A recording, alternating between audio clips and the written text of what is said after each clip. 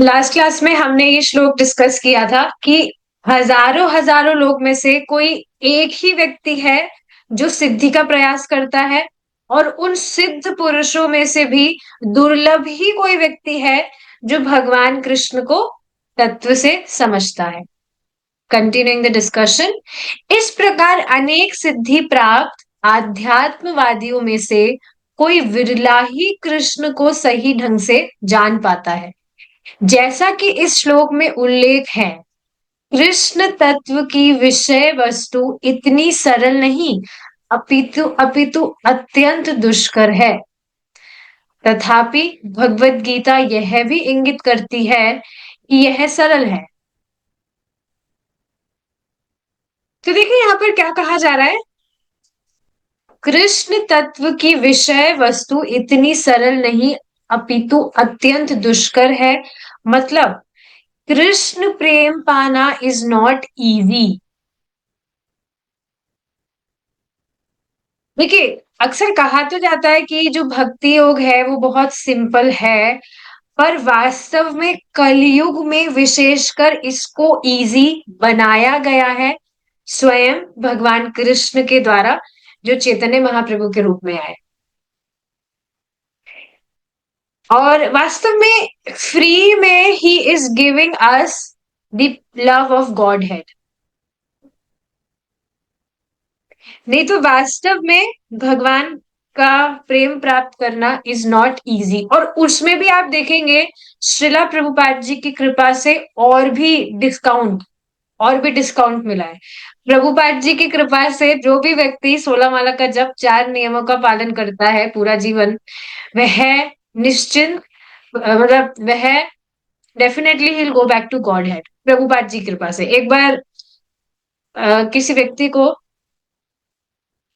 प्रभुपाद जी ने यही चीज बताई कि अ, अगर तुम्हें वास्तविक विधि बताई जाती, वास्तविक साधन बताया जाता भक्ति का, जिससे कृष्ण जिससे कृष्ण की प्राप्ति हो, तो तुम कभी भक्ति स्वीकार ही नहीं करते। तो ये प्रभुपाद जी की कृपा ही है कि 16 माला जप में ही, मतलब बहुत डिस्काउंट दिया है। प्रभुपाद जी की असीमित कृपा है ये। और प्रभुपाद जी कौन है? स्वयं भगवान के पार्षद हैं।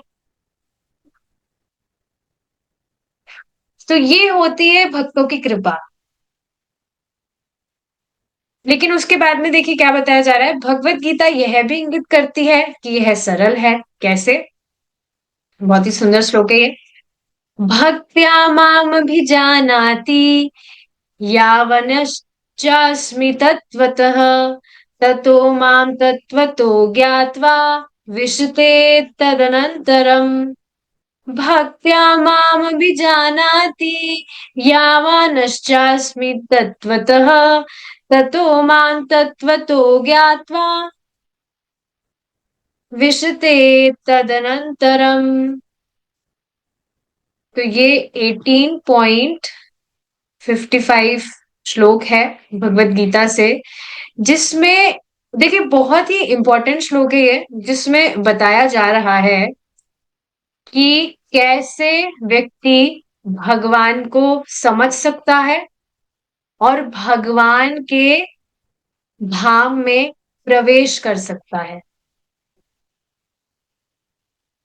इस श्लोक से हमें ये मालूम चलेगा कि कैसे व्यक्ति भगवान को तत्व में जान सकता है और उनके धाम में प्रवेश कर सकता है।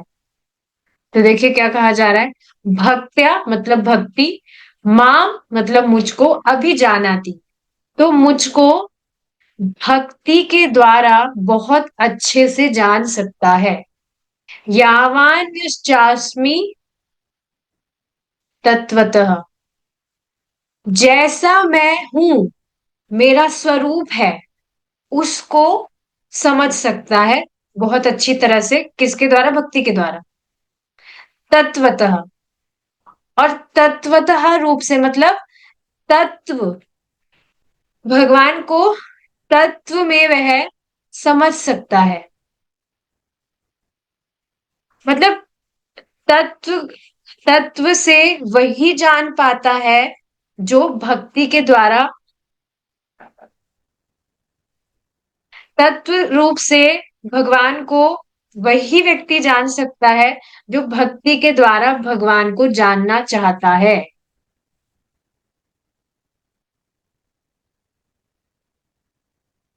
और उससे क्या होता है? ततो माम तत्वतो ज्ञात्वा, तत्व से जानकर, विशते तद अनंतरम, फिर वह तत्व से मुझे जानकर वह मुझे मुझे तत्व में जानकर मुझ में प्रवेश करता है। मुझ में प्रवेश करने का मतलब भगवान के धाम की प्राप्ति करता है, जो कि भगवान से अभिन्न है और भगवान की सेवा में नियोजित होता है व्यक्तिगत रूप से। तो क्या आप यहाँ पर ये बात समझ पा रहे हैं कि यहाँ पर कौन सी भक्ति की बात हो रही है? प्रेमा भक्ति। जब साधना करते करते भक्त का भगवान के प्रति प्रेम जागृत होने लगता है और कम से कम भाव स्तर पर पहुंच जाता है, तो भगवान को वह तत्व में समझ पाता है जैसे भगवान है। जैसे हमने सुना है कि भगवान में और भगवान का जो नाम, भगवान की जो लीलाएं आदि है, वे भगवान से अलग नहीं है। तो इसको अभी सुनते हैं, बाद में इसको तत्व से समझ पाएंगे। अभी हम जान रहे हैं, बाद में जानेंगे। अब मतलब इसका क्या हुआ? अभी हम थ्योरेटिकली जान रहे हैं सुनकर, बाद में हम इसको अनुभव करेंगे। अनुभूति हमें होगी कि किस तरह भगवान सच्चिदानंद घन है। ये सब हमें अनुभूत होगा कि अरे भगवान का नाम, ये तो भगवान है। भगवान का धाम, अरे ये तो भगवान ही है। भगवान का प्रसाद, अरे ये भी भगवान ही है। सब कुछ जो भी हम सुनते हैं कि यह भगवान से अभिन्न है, चैतन्य चरितामृत या श्रीमद् भागवतम भगवत गीता, ये भगवान से अभिन्न है। तो बाद में ये अनुभूत होगा हमें कि ये स्वयं भगवान ही है। तो इससे हमें क्या सीखना है इस श्लोक से? कि हम भक्ति करें ताकि हमारी भक्ति बढ़े।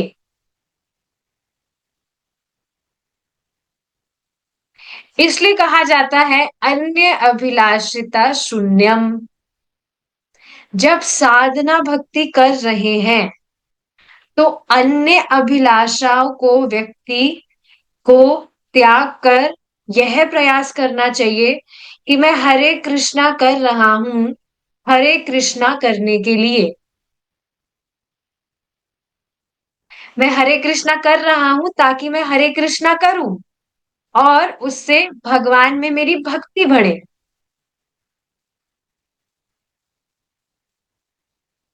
जो कलयुग का साधन है वो यही तो है कि हरे कृष्णा करो।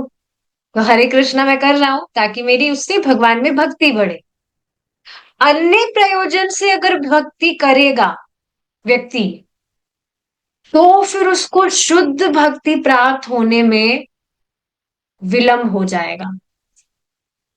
ऐसा नहीं कहा जा रहा है कि अन्य प्रयोजन से व्यक्ति भक्ति नहीं कर सकता, लेकिन अगर वो ऐसा करता है तो पहले जो अन्य प्रयोजन है उसको करेगा वो, फिर स्वर्ग आदि उसको प्राप्त होगा और फिर उसके बाद में जाकर कहीं कभी वो भक्ति में आएगा, तो उसमें कितना टाइम लग जाएगा। लेकिन जो बुद्धिमान व्यक्ति है वो अपनी स्वरूपगत स्थिति को समझता है कि भाई ये जो सीमित लाभ है ये मुझे संतुष्ट करने वाले नहीं है। स्वरूपगत स्थिति मेरी है कि मैं शाश्वत जीव हूं और कोई भी सीमित वस्तु मुझे संतुष्ट कर ही नहीं सकती है। इसलिए श्रवण करना बहुत जरूरी है।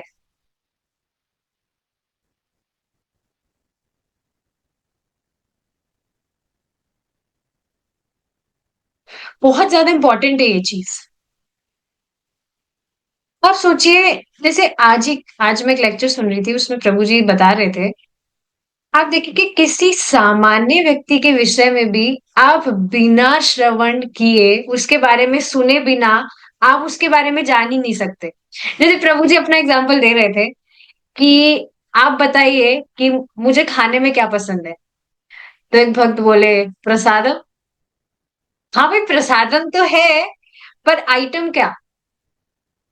ये जब तक हम सुनेंगे नहीं, तब तक हमें पता ही नहीं लगेगा। किसी व्यक्ति से हम सुनेंगे नहीं कि भाई उसका नाम क्या है, क्या काम करता है, क्या नहीं करता है, उसके बारे में हमें कैसे पता लगेगा?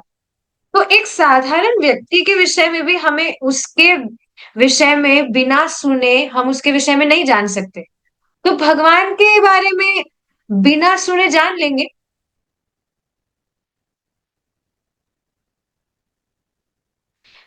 समझना चाहिए कि ये जो टाइम है, ये है श्रवण और कीर्तन का। श्रवण कीर्तन, श्रवण कीर्तन।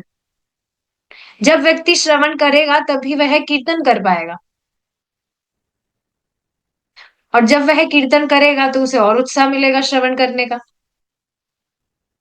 जैसे एक व्यक्ति है, तो अभी ज्यादा टाइम नहीं हुआ है भक्ति में ज्वाइन हुए हैं, तो उन्होंने पहले कुछ प्रोसेसेस, मतलब बता रहे थे कि मैंने बहुत, मुझे बुक्स पढ़ने का बहुत शौक है, तो मैं बहुत किताबें पढ़ा हूँ, और उसमें क्या क्या योग पद्धतियां हैं, सब कुछ मैंने पढ़ा है। मैंने जितने भी धर्म है, बौद्ध धर्म हो गया, ये धर्म हो गया, सब बुक्स पढ़ ली। अब देखिए ये कितना ज्यादा डेंजरस चीज है ये वास्तव में। कोई व्यक्ति सोच रहा है कि देखो मैं कितना नॉलेजेबल हूँ, पर अब ये उनकी नॉलेज हो, मतलब ये जो जो भी उन्होंने किया, इतनी सारा उन्होंने पढ़ लिया, so now he is confused, ये मुझे करना क्या चाहिए। भाई, ये मैं पढ़ा, मैं कुछ भी एक पर्टिकुलर प्रोसेस पढ़ा, तो उसमें भी वो लोग बता रहे हैं कि ये जो प्रोसेस है, ये सबसे बढ़िया है, इसको करो। दूसरे किसी प्रोसेस को हम पढ़ते हैं, तो उसमें भी सेम बात बोलते हैं कि भाई ये वाला प्रोसेस है, इसको करो। वो वाला प्रोसेस पढ़ रहे हैं तो उसमें बोल रहा है कि ये बढ़िया है, ये करो। तो फिर करे क्या? सब कुछ ही, सारे ही व्यक्ति सारे ही प्रोसेसेस को बढ़िया बता रहे हैं, तो है कौन सा प्रोसेस बढ़िया, ये कैसे पता चलेगा? तो मैंने उनको यही बात समझाई कि मतलब वो स्पिरिचुअलिटी की ही बात हो रही है, तो उनको यही बात समझाई कि हर जो व्यक्ति है, उसकी अलग अलग चेतनाएं होती हैं, और उसकी चेतना के अनुसार हर जो शास्त्र है, वैदिक शास्त्र के अलावा जो शास्त्र है उसकी बात हो रही है, उसमें व्यक्ति की चेतना के अनुसार अलग अलग बातें बताई जाती है। किसी व्यक्ति के लिए कुछ भौतिक लाभ प्राप्त करना उसके लिए बहुत श्रेष्ठ है, तो वो उसके लिए, तो उसके लिए उसको बताया जाता है कि भाई तुम ये करो, तुम ये कर्म कांड करो, और ये तुम्हारे लिए सबसे श्रेष्ठ है क्योंकि तुम्हें इससे कुछ भौतिक प्राप्त होगा। किसी व्यक्ति को स्वर्ग जाने की इच्छा है, तो उसके लिए बताया जाएगा कि भाई स्वर्ग जाना सबसे श्रेष्ठ है। एक बार स्वर्ग चले गए तो बस हमेशा वहां पे रहने को मिलेगा, तो उसके लिए तुम ये करो। हालांकि ये अतिशोक्ति है, पर इस तरह से लोगों की अलग अलग चेतनाओं के अनुसार अलग अलग बातें बताई जाती हैं।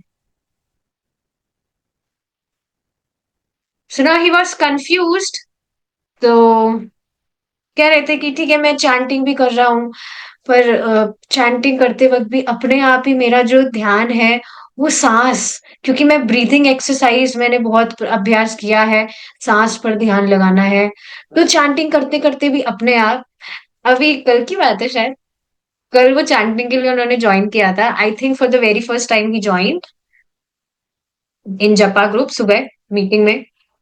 तो मैंने भी चेक करने के लिए ज्वाइन कर, मतलब ज्वाइन किया, मैंने देखा कि ज्वाइन किए हैं कि नहीं। तो मैंने देखा, मतलब we are setting an example here. So he was sitting, and he was sitting quietly, and he was breathing, और उनके हाथ में डेफिनेटली चांटिंग बैग था।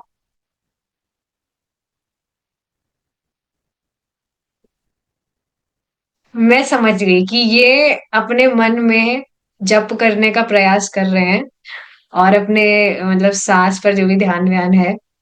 तो इमिडिएटली मैंने उनको बताया, मैसेज किया कि ये आप जो जप कर रहे हैं, इसको बोल के करना बहुत जरूरी है, नहीं तो कुछ काम नहीं करेगा।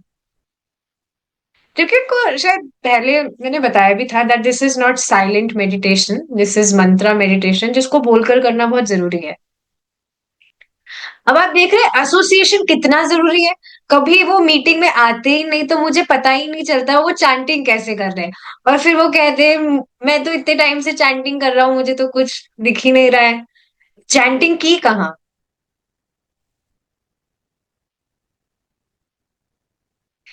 So yes he was saying कि मैं चैंटिंग कर भी, जैसे आज उन्होंने बोल बोल कर चैंटिंग करने का अभ्यास करने का प्रयास किया।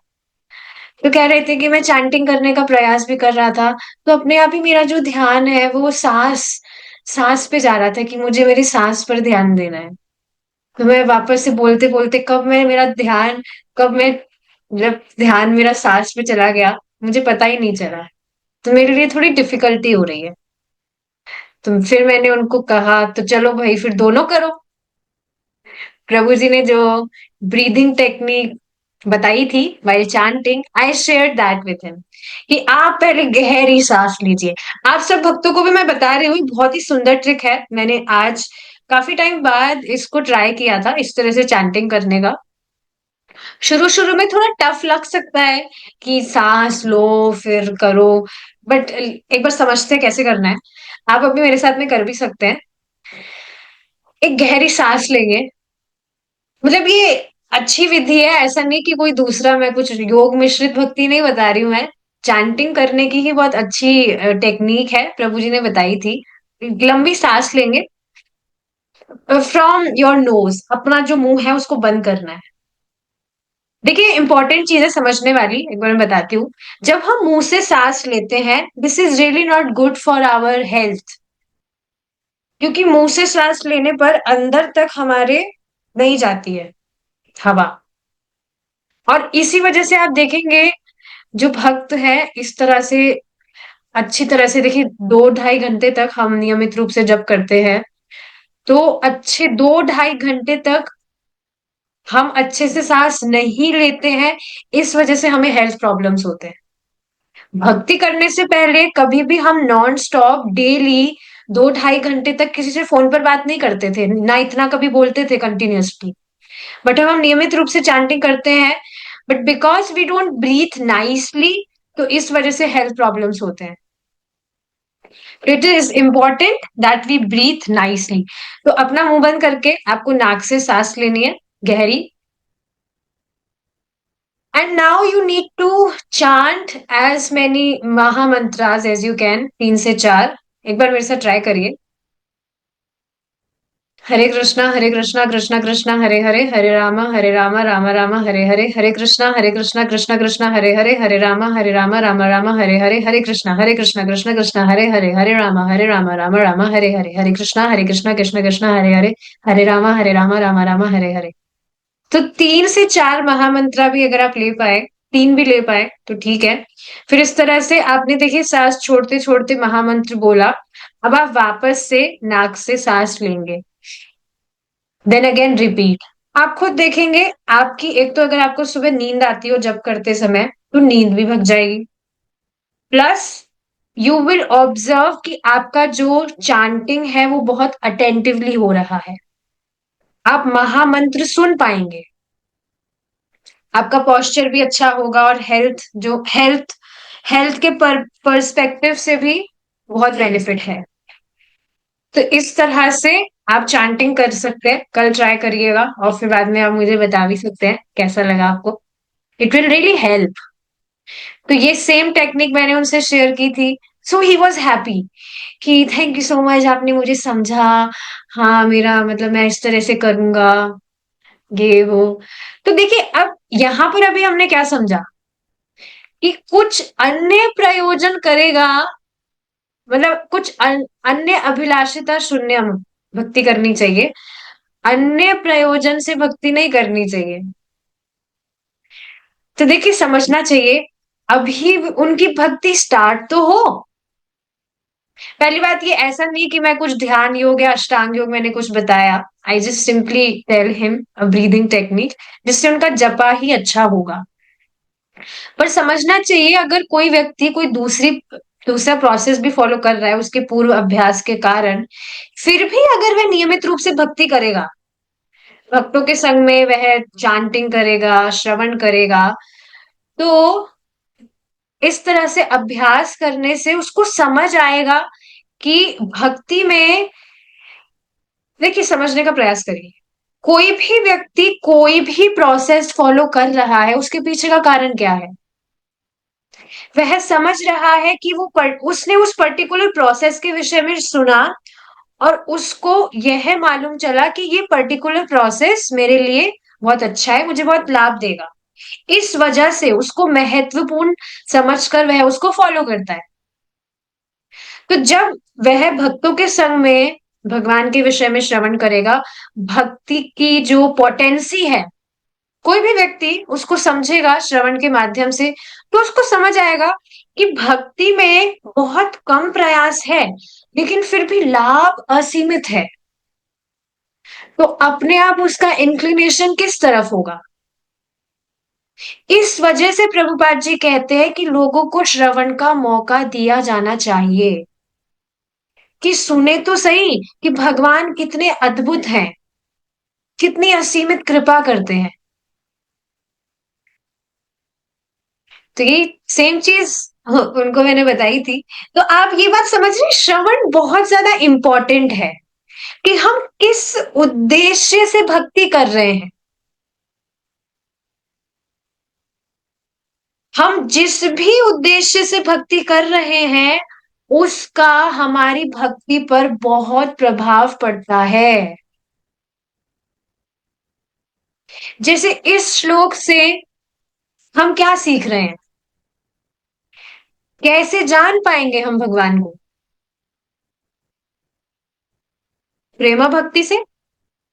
तो जब इस समय हम साधना भक्ति कर रहे हैं तो इसका लक्ष्य होना चाहिए प्रेमा भक्ति। देखिए सुनते तो हम बहुत बार है, सुन लिए खूब बार, पर अप्लाई करने वाली बात होती है तो उसमें हम ध्यान नहीं देते कि हम किस लिए भक्ति कर रहे हैं।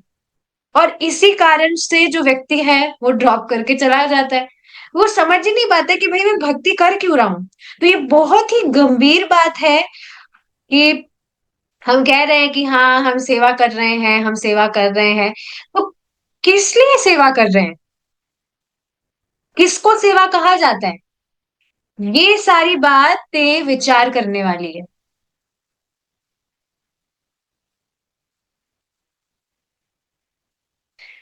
तो ये जो उद्देश्य है ये क्लियर होना चाहिए, that why am I doing भक्ति, ये जानना बहुत जरूरी है। तो उद्देश्य ये होना चाहिए कि हम जो भक्ति कर रहे हैं वो हम कर रहे हैं ताकि हम भगवान को तत्व में समझ सके। और वो कैसे होगा, भाव भक्ति से, प्रेमा भक्ति भक्ति से। तो ये उद्देश्य होना चाहिए कि मैं भक्ति कर रहा हूं ताकि मैं उस स्तर पर पहुंच सकूं।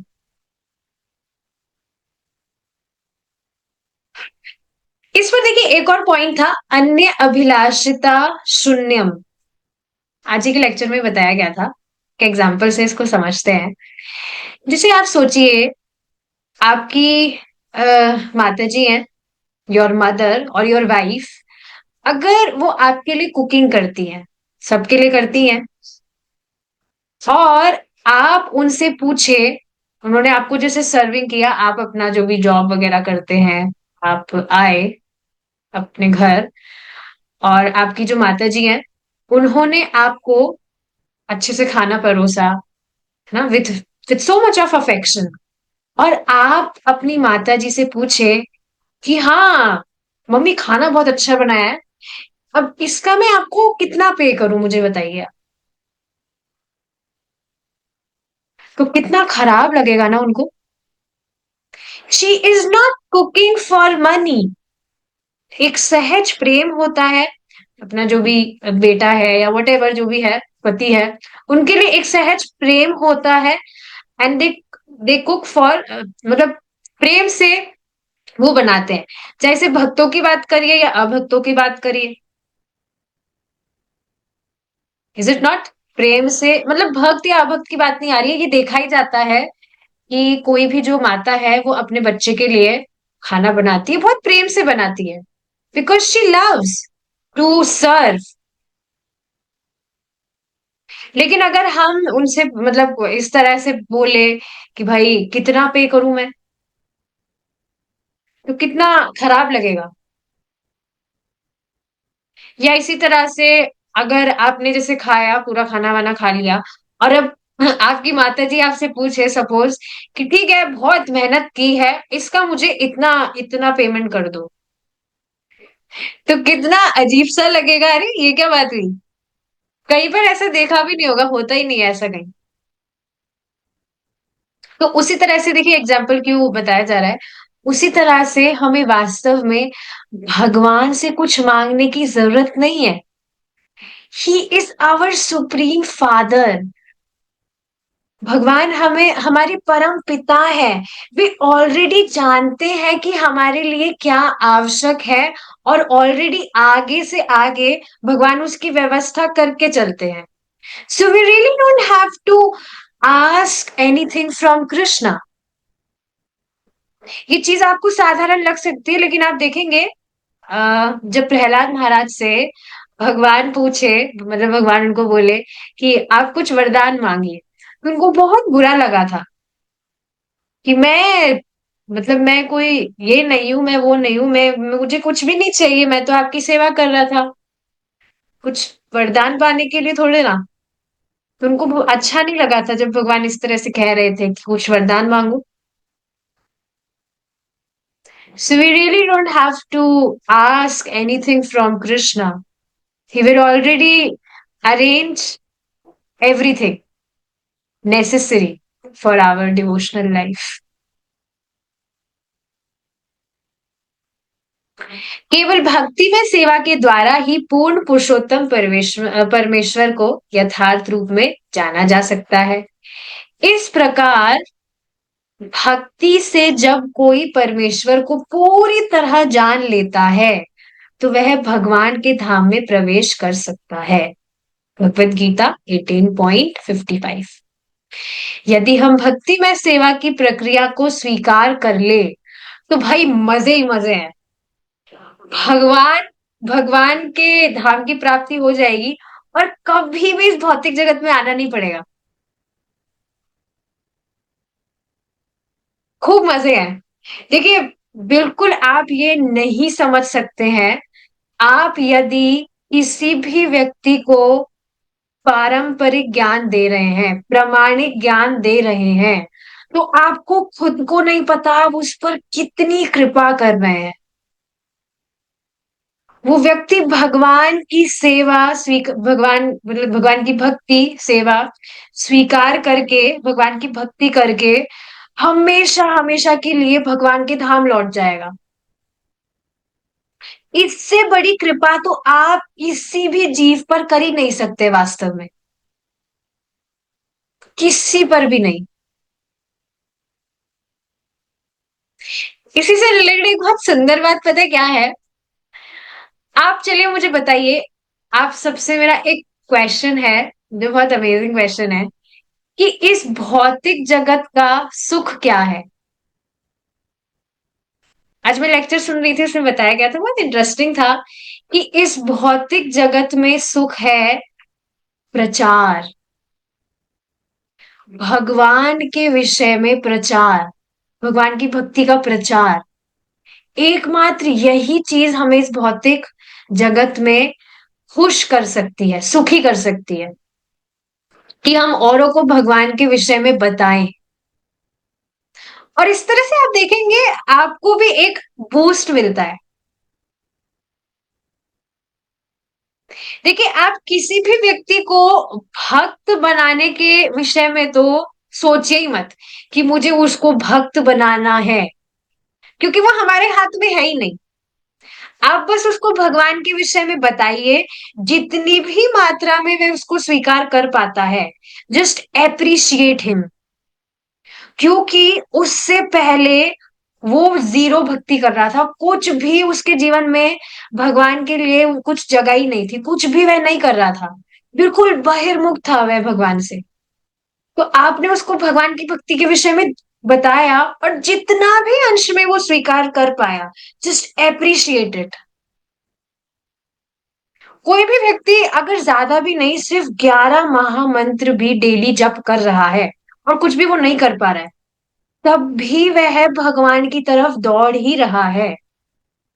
16 माला का जब नहीं कर पा रहा है, बट जो भी जितना भी भगवान का नाम बोल रहा है, उससे भगवान के पास ही तो वह जा रहा है ना। उससे पहले वह एक कदम भी भगवान की तरफ नहीं बढ़ रहा था।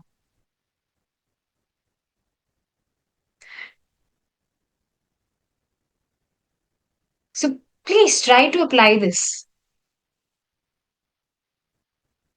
अब बताइए, अगर भक्त ही इस तरह से नहीं करेंगे तो और कौन है?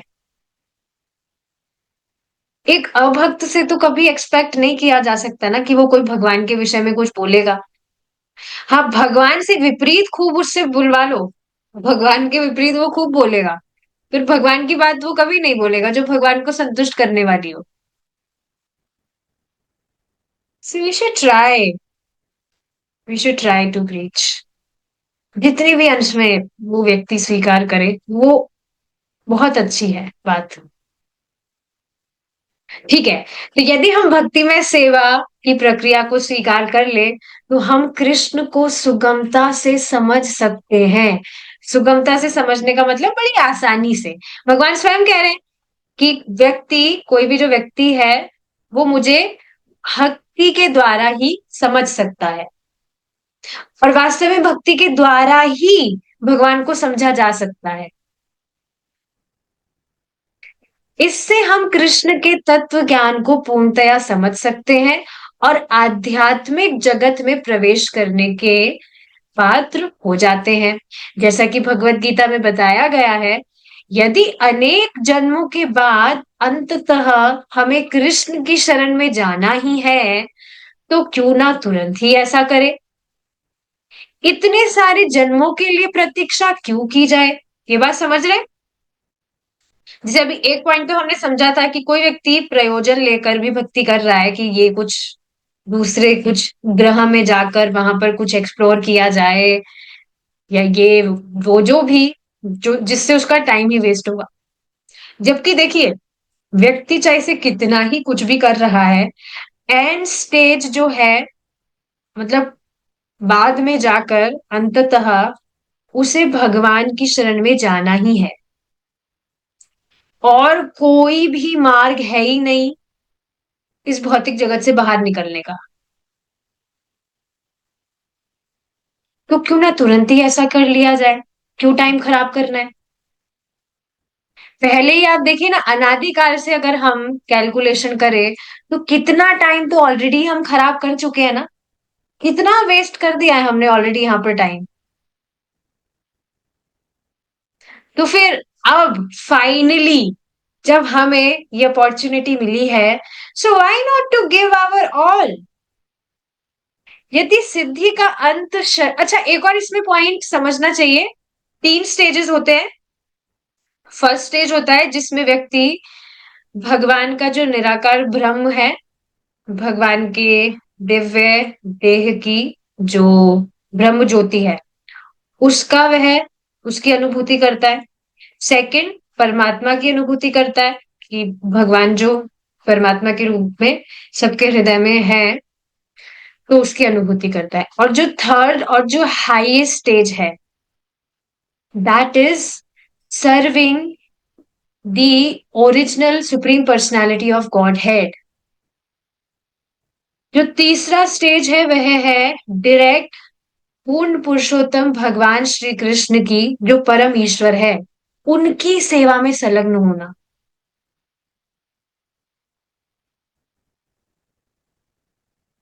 तो यह है थर्ड स्टेज। इसको एक सूर्य के एग्जाम्पल से भी समझाया जाता है।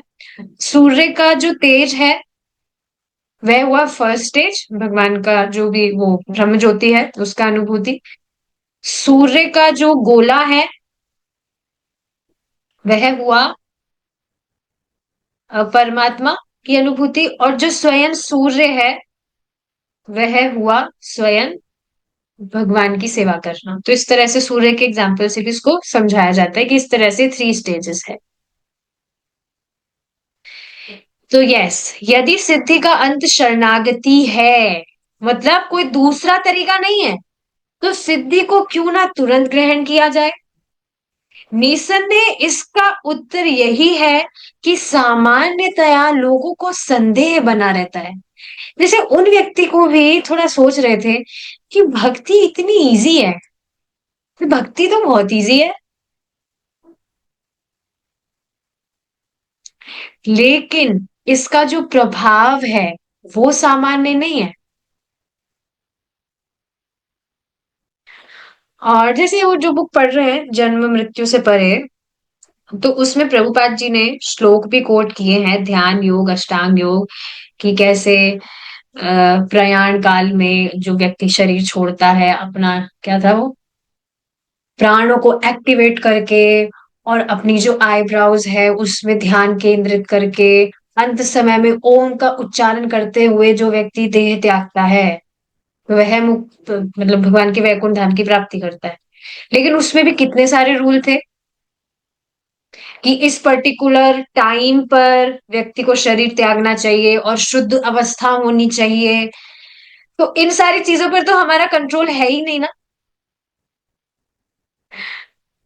पता चला व्यक्ति बाथरूम गया है और तब उसने बेचारे ने शरीर त्याग दिया, पूरा जीवन खूब उसने किया हो तपस्या, और तब उसने शरीर त्याग दिया, पैर वैर उसका फिसल गया, फिर हो गया उसका लॉस। या ध्यान योग में बताया जाता है कि व्यक्ति को संन्यास पहले ग्रहण करना होता है और जंगलों में जाकर अपना पूरी जो इंद्रियां है उसको बिल्कुल लॉक करके पूरा उसका जो ध्यान है वो परमात्मा पर केंद्रित करना होता है। बिल्कुल शांत जगह होनी चाहिए और ब्रह्मचार्य का कठिनता से पालन होना चाहिए, ये होना चाहिए वो होना चाहिए। बाहर जो मतलब बाहरी वस्तुओं पर तो इंद्रियों कभी जानी ही नहीं चाहिए। कितना हार्ड है ये प्रोसेस, और ये आर्टिफिशियली तो कोई व्यक्ति फॉलो कर ही नहीं सकता है।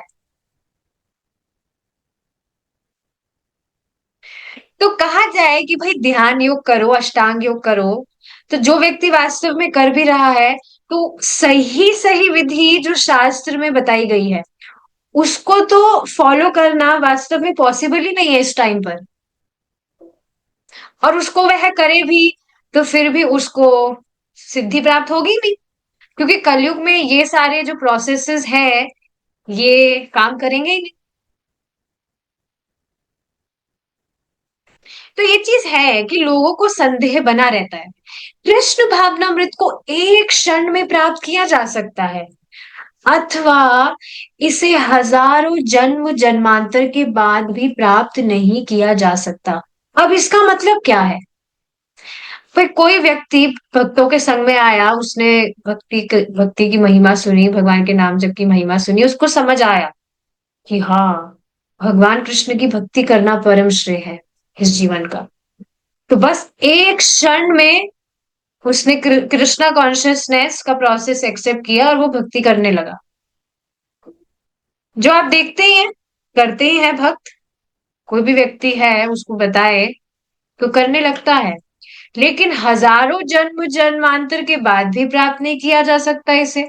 मतलब ये जो श्रद्धा है कि एकमात्र भगवान कृष्ण की भक्ति ही सर्वश्रेष्ठ पद्धति है, सर्वश्रेष्ठ प्रोसेस है, ये श्रद्धा होना ये साधारण बात नहीं है। बहुत जन्मों जन्मों की तपस्या के बाद में कहीं जाकर व्यक्ति को वास्तव में समझ आता है ये बात। तो अब जिन व्यक्ति को इस तरह से संदेह बना है तो उनको जन्म जन्मांतर लग सकते हैं, और उसके बाद में भी मतलब पॉसिबिलिटी है कि संदेह बना ही रहे। तो कृष्णा कॉन्शियसनेस, कृष्ण भावनामृत सरल भी है और सरल नहीं भी है। सरल किसके लिए है? जिसको समझ में आ गया और उसने, मतलब वो लग गया, भक्ति कर रहा है। और सरल किसके लिए नहीं है? जिसको समझ ही नहीं आ रहा है कि भाई सिर्फ इतने से प्रयास से कैसे कोई सर्वश्रेष्ठ श्रेय को प्राप्त कर सकता है। यदि हम चाहे तो हम कृष्ण की शरण में जाकर तुरंत महात्मा बन सकते हैं, किंतु हमारे मन में यह संदिग्ध अवस्था बनी रहती है कि कृष्ण वास्तव में परमेश्वर है या नहीं। अतः हमें शाखों के अध्ययन से, शाखों नहीं है ये, शास्त्रों होगा, शास्त्रों के अध्ययन से इन संदेह को दूर करने में समय लग जाता। अतः हमें शाखों के अध्ययन से इन संदेहों को दूर करने में समय लग जाता है। एक मिनट मुझे चेक करने दीजिए।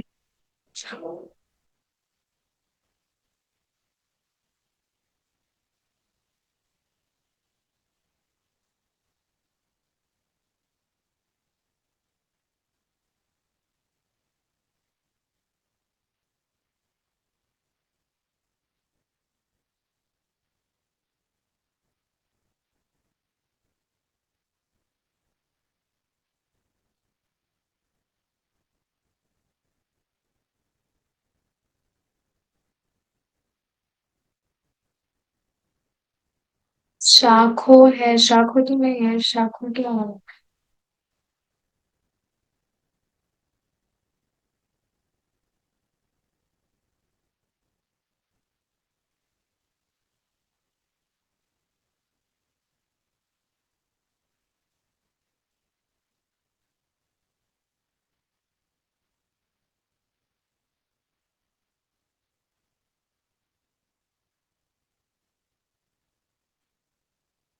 हाँ, शास्त्रों है। ठीक है। तो हमें शास्त्रों के अध्ययन से इन संदेहों को दूर करने में समय लग जाता है। प्रामाणिक गुरु के निर्देशन में भगवत गीता का अध्ययन करके हम इन संदेहों को दूर कर सकते हैं। तो देखिए यहाँ बात क्या बताई जा रही है। शास्त्रों का मतलब क्या है? वैदिक शास्त्र की जगह यही व्यक्ति इधर उधर के प्रोसेसेस में भटक रहा है, उससे उसको काफी समय लग जाता है सही निष्कर्ष पर पहुंचने के लिए। लेकिन प्रामाणिक गुरु के निर्देशन में भगवत गीता का अध्ययन करके हम इन संदेहों को बड़ी आसानी से दूर कर सकते हैं और ठोस प्रगति कर सकते हैं। ज्ञान की अग्नि ही सारे संदेहों तथा सकाम कर्मों को जलाकर राख कर देती है। सत्यदर्शी से सत्य की जिज्ञासा करने के फल स्वरूप जो फल प्राप्त होता है उसकी सूचना श्री कृष्ण इस प्रकार देते हैं। अब यहाँ पर भगवान कृष्ण, मतलब 3 श्लोक हैं जो साथ में कोट किए जा रहे हैं, जिसको भगवान ने चाहा तो हम कल डिस्कस करेंगे। ठीक है, we will stop our discussion here now. Hare Krishna. जय श्रीला प्रभुपाद।